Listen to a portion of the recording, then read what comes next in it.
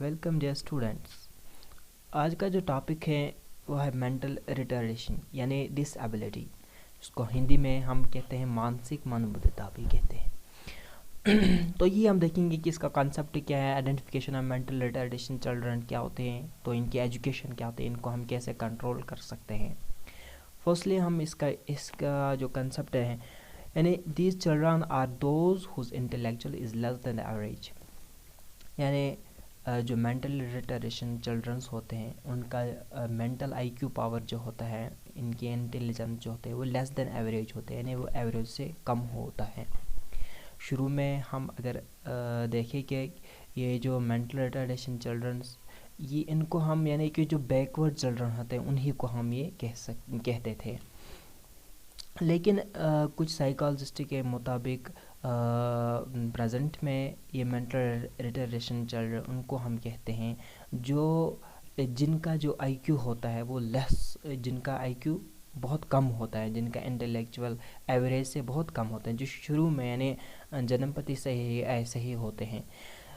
और वो क्या होते हैं कि they are not able to adjust with the society, वो सोसाइटी में अच्छी तरह से एडजस्ट नहीं होते हैं, उनको अपने सोसाइटी में एडजस्ट या किसी भी जगह पे एडजस्ट होने में बहुत टाइम लगता है, वो जल्दी एडजस्ट नहीं होते हैं।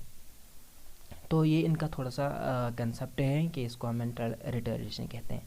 अब इसकी आइडेंटिफिकेशन अगर हम देख सकते हैं कि आइडेंटिफिकेशन इनको हम कैसे आइडेंटिफाई कर सकते हैं, तो फर्स्ट पॉइंट जो हमारा है, the mentally retarded children have less IQ, their IQ range from 50 to 17, यानी जो मेंटल रिटार्ड चिल्ड्रन होते हैं उनका जो IQ पावर होता है वो एवरेज से बहुत कम होता है, यानी वो 15 to 17 उससे भी कम होता है।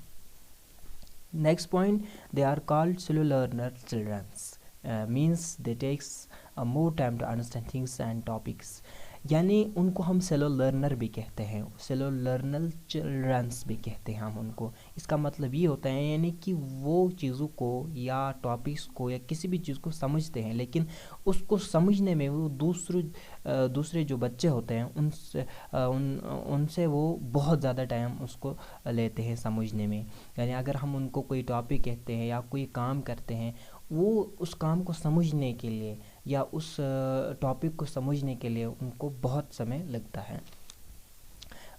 Next point, they are self centred, यानी वो सेल्फ सेंटर होते हैं। इसका मतलब होता है कि they get lost in themselves, यानी वो अपने आप में गुम होते हैं, अपने दुनिया में होते हैं, अपने आप से ही वो गुम होते हैं, अपने आप से ही बातें करते हैं। They mostly don't like to talk with others, वो दूसरों के साथ ज़्यादा बातचीत करना पसंद नहीं करते हैं। ये इनकी आइडेंटिफिकेशन है।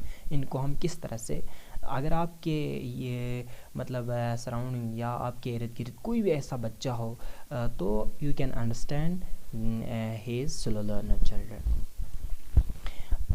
Next point, they can't easy adjust with the society और एनीवेयर, तो इसका मतलब ये होता है कि वो ईज़िली यानी आसान तरीके से वो एडजस्ट नहीं होते हैं समाज में या कहीं पे भी।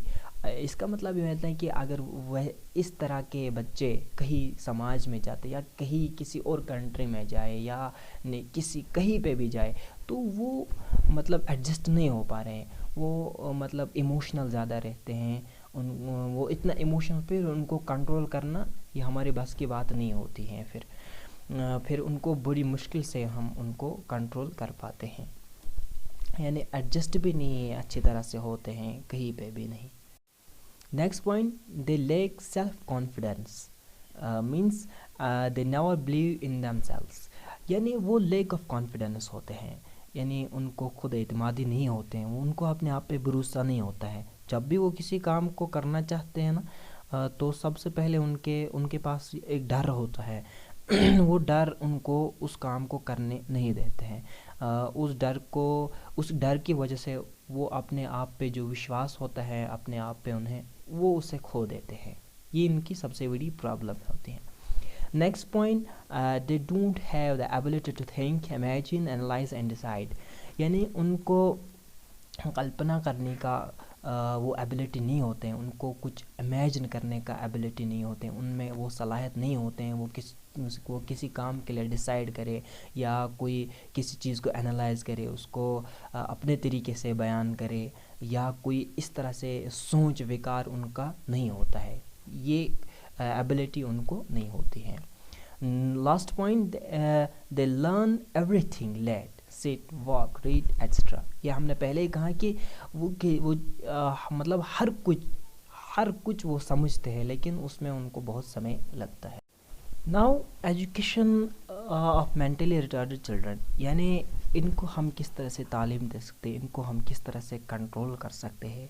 अब अगर ये मानसिक तौर पे बहुत कमज़ोर बच्चे हैं, स्लो लर्नर हैं, यानी इनका IQ पावर भी कम है, तो इनको हमें ऐसे ही नहीं छोड़ना है ना, तो इनके लिए कोई सोल्यूशन ज़रूर होगी ना। इनको हम किस तरह से बचा सकते हैं, इनको हम आगे किस तरह से फॉरवर्ड कर सकते हैं।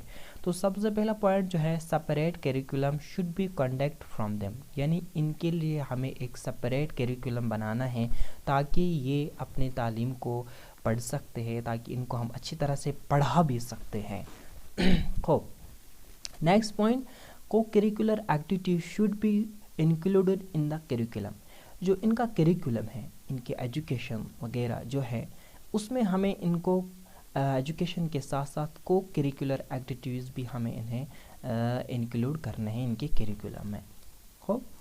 Next point, audio visual aids should be used for teaching purpose, यानी ऑडियो विजुअल एड्स अगर हम देखें कि अगर हम इनको कोई टॉपिक पढ़ाते हैं, इनको हम कुछ बताएं, किसी चीज़ को समझाने की कोशिश अगर हम करें, तो अगर हम ये करें कि इनको स्क्रीन पे दिखाए, कोई बड़ा सा LCD हो, उस पर हम इनको मतलब जिसमें शक्ल भी आती हो, जिस तरह से मूवी वगैरह दिखाते हैं, उस मूवी से उनको इन्फॉर्मेशन मिलती है ताकि वो अच्छी तरह से फिर टॉपिक्स को समझ सकते हैं जो उसके रिलेटेड हो।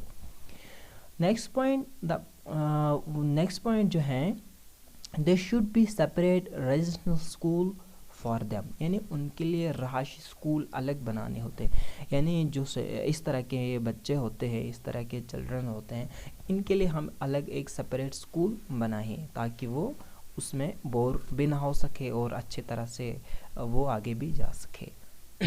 They should be kept free from fear of examination, यानी उनको हमें जो परीक्षा है, एग्ज़ामिनेशन जो है, उसके खौफ से हमें उनको दूर रखना है। उन्हें हमें एग्ज़ाम से नहीं डराना होता है। अगर हम उनको ये कहें कि एग्ज़ाम में इस तरह से है, वो है, ये है, उनको हमें मतलब एक तरह का वो कॉन्फिडेंस बढ़ाना है कि आप एग्ज़ाम को ये जो परीक्षा है ये ज़्यादा टफ नहीं है, ये ईजी है, आप कर सकते हैं। तो इस तरह से हमें उनको प्रिपेयर करना है for the examination. Next point, vocational education should be provided to them so that they can become self dependent। ये मोस्ट पॉइंट है, मोस्ट इम्पॉर्टेंट पॉइंट है, यानी कि वोकेशनल एजुकेशन हमें उनको प्रोवाइड करने हैं एजुकेशन के साथ साथ। अगर हम उनको एजुकेशन के साथ साथ वोकेशनल एजुकेशन भी देने, उनको हम बेसिक स्किल सिखाएंगे, यानी कि कुछ क्राफ्ट्स वगैरह उनको हम दें, कोई काम वगैरह उनको हम एजुकेशन के साथ सिखाए ताकि वो पैरासाइट ना बने, डिपेंडेंट ना बने किसी और पे। अगर वो मतलब ऑलरेडी वो स्लो लर्नर हैं, अगर जबकि वो उनको एजुकेशन भी फिर अच्छी तरह से वो नहीं ले पाए, जो हम उनको वोकेशनल एजुकेशन देंगे पढ़ाई के साथ साथ, अगर वो उसी में महारत रहें, उसी में वो कामयाब हो गए, तो वो पढ़ाई के दौरान वो वोकेशनल एजुकेशन भी ले सकते हैं, तो फिर उसमें भी अपना रोज़गार वो कमा सकते हैं ताकि वो डिपेंडेंट ना रहे दूसरों पे। इसके बाद यानी कि वो पैरासाइट ना रहे, वो सेल्फ डिपेंड रहे, अपने आप पे वो डिपेंड रहे। ये तभी मुमकिन है जब हम उनको वोकेशनल एजुकेशन प्रोवाइड करेंगे। तो last point, trained teacher should be appointed for teaching and learning, यानी जो ट्रेन्ड टीचर जो माहिर उस्ताद है, माहिर टीचर है, जिनको पता है कि स्लो लर्नर चिल्ड्रन यानी कि मेंटली रिटार्डेड चिल्ड्रन हैं, इनको किस तरह से कंट्रोल करें, इनको हम किस तरह से एजुकेशन दे सकते हैं, ये किस तरह से कंट्रोल हो जाएंगे। तो वैसे टीचर्स यानी कि वैसे ट्रेन्ड टीचर्स हमें उनके लिए अपॉइंट करने हैं ताकि वो उनको अच्छी तरह से पढ़ा सकते हैं और उनको आगे ले सकते हैं। बस ये आज का टॉपिक था। तो इंशाल्लाह मुझे उम्मीद है कि आप को अच्छी तरह से कुछ समझ में आया होगा, ज़रूर आया होगा। Thanks for watching.